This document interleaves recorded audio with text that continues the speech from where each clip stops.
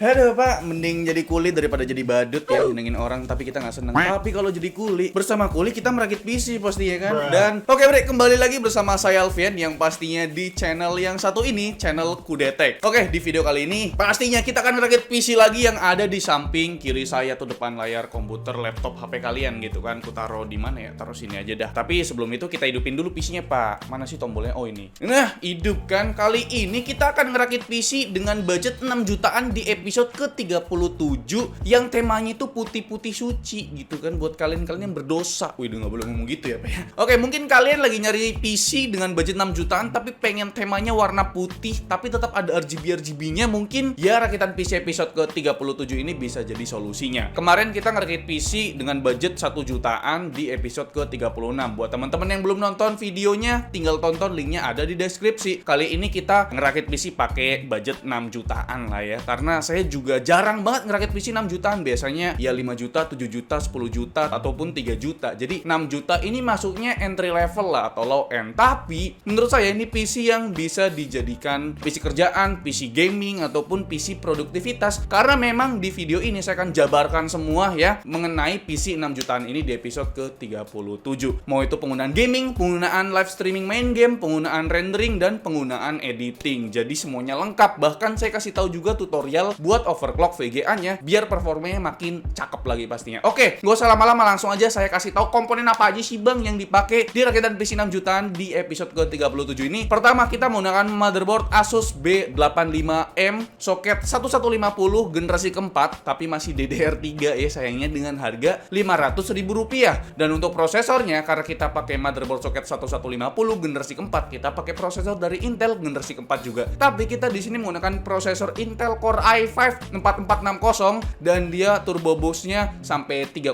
GHz, masih 4 core 4 thread sayangnya pak, dengan harga Rp820.000. Tapi Intel ini harganya stabil banget gitu loh, turunnya pun dia cuma berapa ribu doang, makanya harganya terbilang masih mahal sih untuk Core i5 Gen 4 ya pak ya. Oke, selanjutnya untuk RAM. Sayangnya di rakitan PC 6 jutaan ini di episode ke-37 saya cuma bisa kasih RAM 8GB DDR3 1600 MHz dan single channel. Tapi tenang aja, kedepannya kalian bisa upgrade sampai 32GB ya, dengan harga Rp308.000 ya. Nah, untuk storage-nya di sini saya menggunakan dual storage pastinya. Pertama untuk sistem yaitu SSD RX7 berkapasitas 128GB ya, dengan harga Rp200.000. Udah dapat SSD biar booting makin lancar, makin cepet pastinya. Dan untuk storage kedua pastinya hard disk buat nyimpen video panas, nyimpen anime, nyimpen Nekopoi segala macem, buat game-game segala macem lah gitu kan. Kita pakai 1 TB atau 1000GB, nggak main lagi 500GB di rakitan PC 6 jutaan ini. Kita pakai dari Seagate dengan harga Rp440.000. Jadi biar kalian bisa install banyak game pastinya kan. Dan selanjutnya untuk VGA card. Ini yang paling penting. Kenapa bisa sampai 6 juta bang? Karena memang VGA card sekarang itu harganya lagi tinggi ya pak ya. Oke, kita pakai VGA card dari Asus yaitu Asus White GeForce GTX 1050 Ti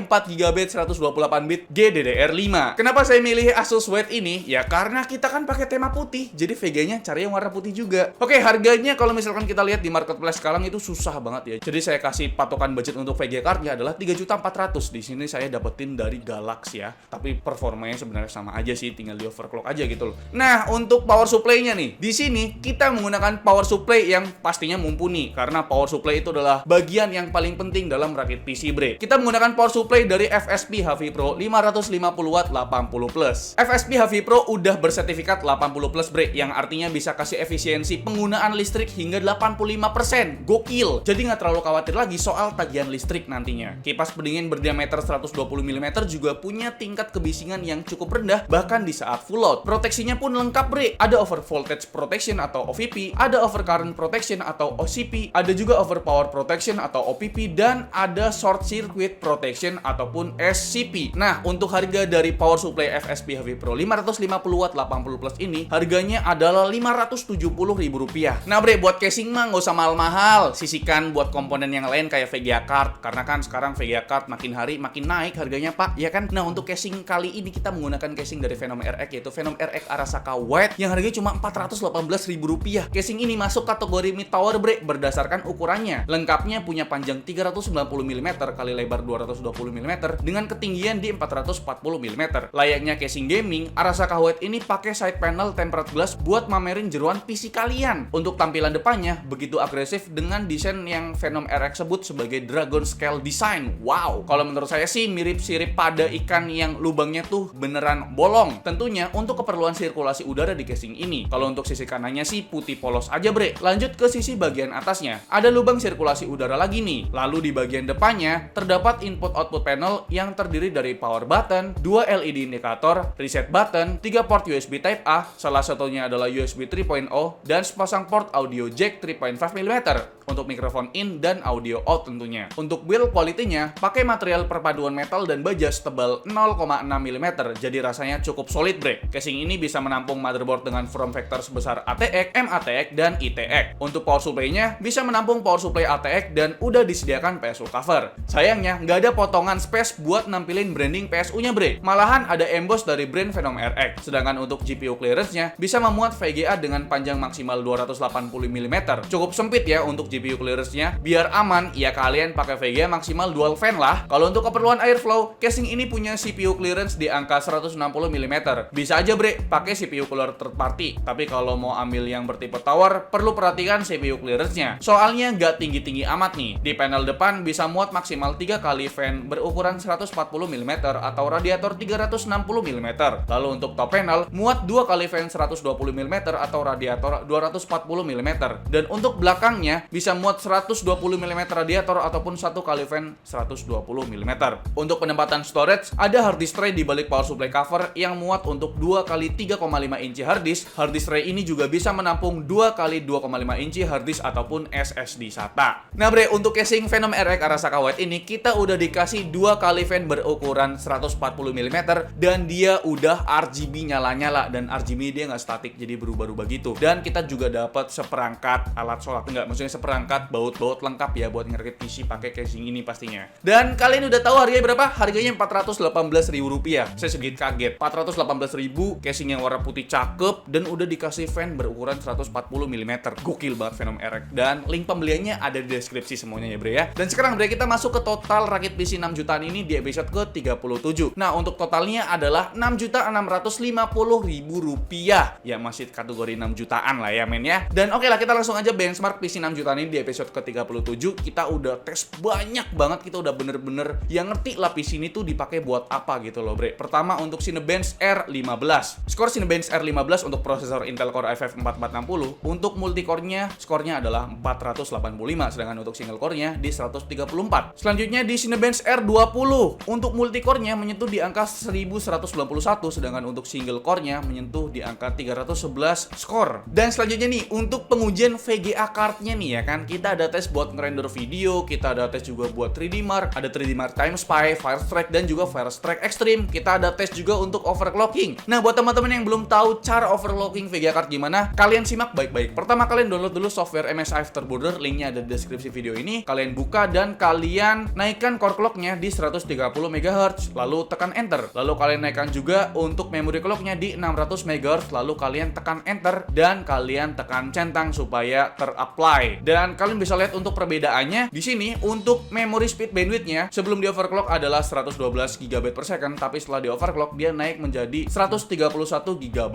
per second bre untuk speed bandwidth-nya. Nah, pengetesan 3D Mark kalian bisa lihat untuk Firestrike skornya 7354, setelah di overclock dia naik sekitar 7,5%-an menjadi 7892. Begitupun untuk Firestrike Extreme dan Time Spy bre, naiknya sekitar 6-7%-an gitu. Lumayan banget lah untuk performa GPU-nya ini. Dan pengujian ketiga ini kita tes buat ngerender video pakai software Vegas Pro 17. Di sini ada dua skenario. Pertama menggunakan 1080p resolusi, kedua menggunakan 4K resolusi. Gokil. Jadi kalian bisa lihat untuk render video 1080p membutuhkan waktu 1 menit 10 detik, sedangkan untuk ngerender video 4K membutuhkan waktu 2 menit 17 detik. Ya wajar lah ya, 4K itu kan penggunaan berat gitu. Dan setelah saya preview, memang untuk preview footage 4K itu masih sedikit ada kendala kayak nge-lag gitu lah bre. Itu previewnya full ya, jadi memang bener-bener yang kita lihat itu full previewnya. Tapi kalau misalkan kalian pakai preview cuma 1080p atau footage 1080p video, itu masih lancar banget. Jadi ya PC ini cocoknya sih buat ngedit ataupun ngerender video 1080p, belum sanggup di 4K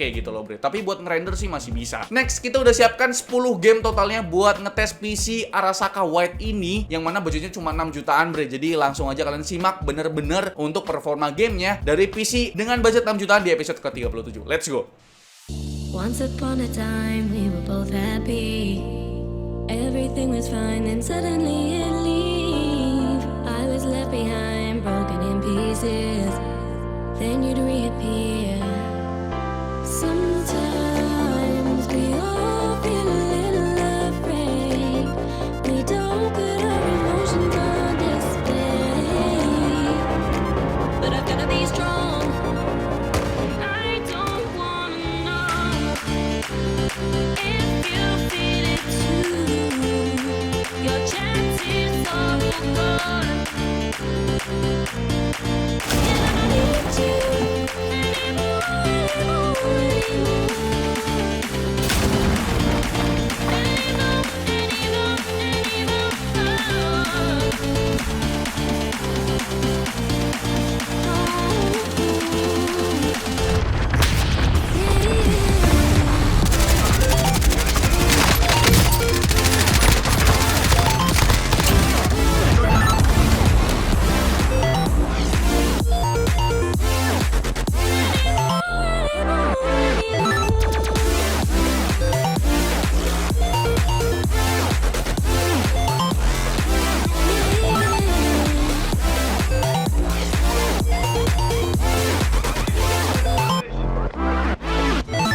try to toe the line, make you wanna stay. Asking myself why you keep going away. Don't want more goodbyes, so I gotta say that although I try, sometimes we all feel a little unsure. We don't really know what's waiting for, but I've got to move on. And I don't wanna know. 100 for the crest, 6 straight long, 150, Your chances are gone. 5 right cut, into 6 left, into 5 right long,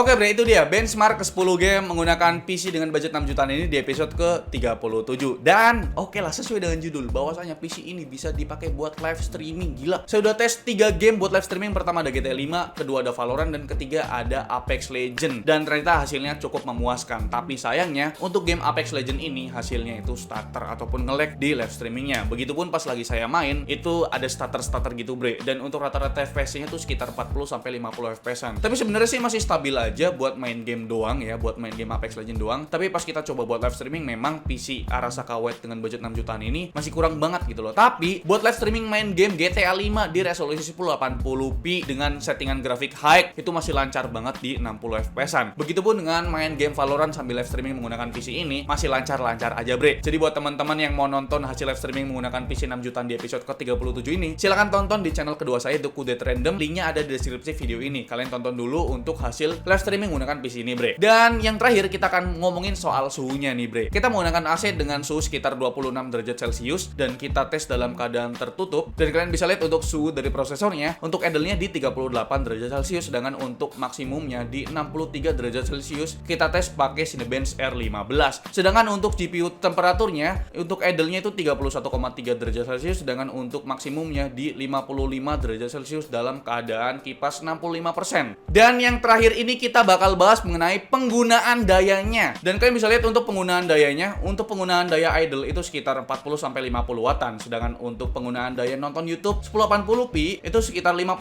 sampai 65 watt. Dan penggunaan daya pas lagi ngerender video itu sekitar 100 wattan ya, Bre ya. Dan terakhir nih penggunaan daya ketika bermain game Far Cry 5 di resolusi 1080p settingan high itu sekitar 130 sampai 140 watt. Dan setelah saya lihat untuk penggunaan dayanya, ternyata PC 6 jutaan ini terbilang rendah dayanya, Bre. Karena memang di penggunaan daya full load itu sekitar 130 sampai 100 wattan. Itu setara dengan penggunaan daya dari PC yang kemarin saya upload, yaitu PC 1 jutaan. Kenapa bisa serendah itu? Karena kita menggunakan power supply dari FSP HV Pro 550 watt yang udah sertifikasi 80 plus dengan tingkat efisiensi up to 85%. Gokil nggak tuh? Jadi power supply itu berpengaruh dalam penggunaan daya, Bre. Kalau misalkan kalian pakai power supply abal-abal, mungkin penggunaan dayanya bisa menyentuh sampai 170 bahkan 180 watt. Jadi pinter-pinter milih PSU ya, Pak ya. Dan oke lah, kesimpulan dari saya, PC 6 jutaan ini cocoknya buat kalian para YouTuber pemula ataupun editor pemula yang pengen upgrade lah dari gamer ke streamer mungkin, ataupun dari editor berkelas sampai jadi editor berprofesional pastinya kan. Untuk penggunaan gamenya bener-bener oke banget ya, Pak ya, kalaupun nggak dipakai buat live streaming. Tapi tetap ada kekurangan dari PC 6 jutaan ini. Kita masih pakai single channel RAM dan kita masih pakai generasi keempat dari Intel. Tapi tenang aja, next kita bakal upload video rakitan PC 6 jutaan juga tapi pakai prosesor yang lebih bagus dari ini. Tapi VGA-nya harus di-downgrade. Jadi tunggu video rakitan PC selanjutnya ya kan, Pak. Jadi ya itu dia video rakitan PC episode ke-37 dengan budget 6 jutaan. Gimana menurut kalian? Coba tulis di kolom komentar. Like video ini kalau kalian suka, dislike kalau nggak suka, dan jangan lupa untuk tekan tombol subscribe yang warna merah kalau misalkan kalian belum subscribe channel ini. Saya Alvin selaku host di channel ini mengucapkan terima kasih. Sampai jumpa di lain video. Bye-bye.